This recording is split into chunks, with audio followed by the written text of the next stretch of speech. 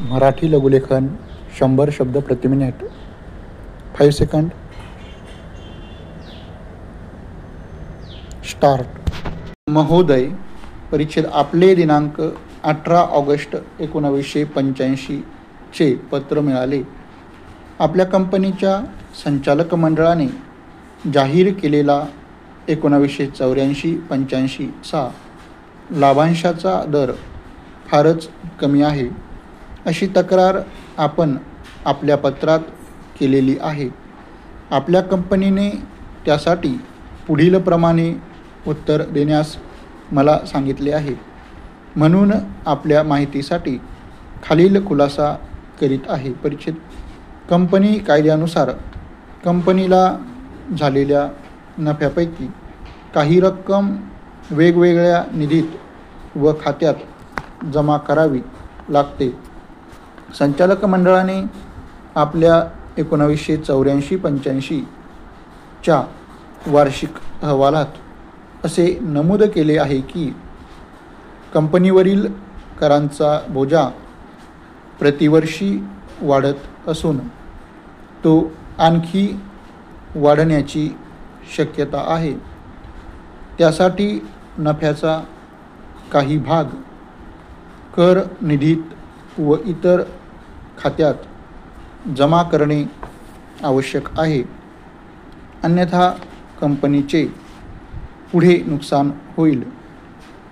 हे टाळण्यासाठी तसेच बोनसमध्येही हा निधी जमा करणे आवश्यक आहे. परिच्छेद. आपणास कल्पना आहेच की कामगार संघटनेशी झालेल्या लेखी करारामुळे गेल्या 2 वर्षात कामगार व कर्मचाऱ्यांच्या वेतन व भत्त्यात तसेच बोनसमध्येही बरीच वाढ झालेली आहे. त्यामुळे कंपनीचा खर्चही वाढलेला आहे.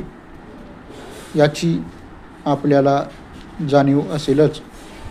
वरीलप्रमाणे वाढ करणे अपरिहार्य असे होते. अन्यथा संप, टाळेबंदी व उत्पादनात घट हे दुष्परिणाम कंपनीस सोसावे लागले असते. परिच्छेद.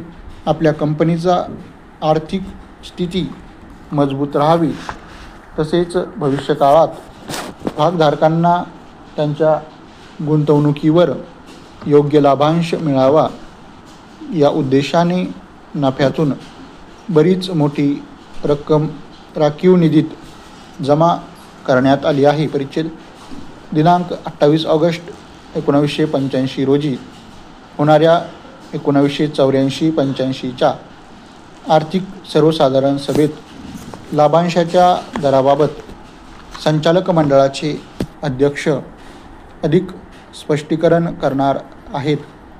परिच्छेद. वरील स्पष्टीकरणानंतर आपल्या तक्रारीचे निवारण होईल आणि कंपनीच्या संचालक मंडळाने जाहीर केलेला लाभांश कमी नाही हे आपल्याला पटेल अशी आशा आहे व आपणास विनंती करण्यात येते की आपण 1984-85 च्या कंपनीच्या वार्षिक सर्वसाधारण सभेत जरूर उपस्थित राहावे ही विनंती. परिच्छेद. आपला विश्वासू. परिच्छेद. चिटणीस.